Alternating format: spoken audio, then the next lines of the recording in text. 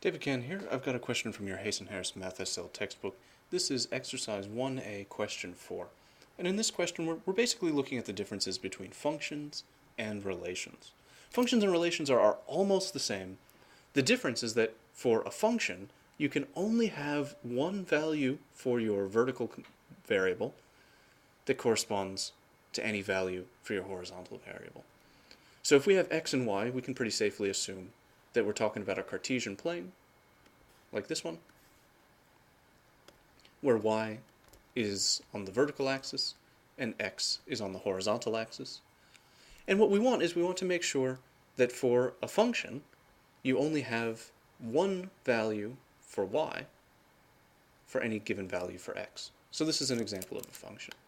What wouldn't be a function is something like this, where for a particular value of x, you could have y up here at maybe whatever 10, and y down here at maybe whatever negative 10. Who knows? So that's not a function. That would be just a relation. All right. What we want to do in this case, though, is not graphically test with the vertical line test, but algebraically show evidence that this is a relation and not a function. So we want to show that there's two values of y for a given value of x. And we'll do that by maybe solving for y. So let's take x squared plus y squared equals 9 and solve for y. I'll move x squared to the other side. So by subtracting x squared from both sides, I get 9 take x squared. It's gone there, shows up over here. Now to get y by itself, I need to take the square root of both sides. That gives me y and the square root of all of 9 minus x squared. I can't distribute this square root in. I can't call this 3 take x. It's the square root of the whole thing. I have to apply the square root operation to both sides, and I have to apply it to the whole side.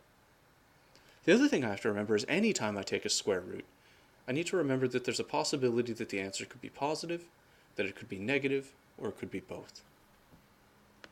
All right. Now at this point, there's a couple of different things going on. First, we have a square root, and as you know, you can't have the square root of a negative number. Well, ignoring things like imaginary numbers, we'll discuss them later. But normally you can't have the square root of a negative number. So if x is too big, it's going to be bigger than 9, we're going to get a negative number. 9 is 3 squared, so if x is 3, that's going to be the biggest value of x we're going to put in there. But let's let x be something smaller than 3. Let's let x be 2. And we'll see what we get for y. Y is then plus or minus the square root of y take 2 squared. 2 squared is 4, and 9 take 4 is 5. This is the square root of 5. If you punch it into your calculator, that'll give you 2.23. And notice that it's plus or minus 2.23. That means that y is 2.23 and or negative 2.23. Here's the issue. This is two values for y. Two solutions for y,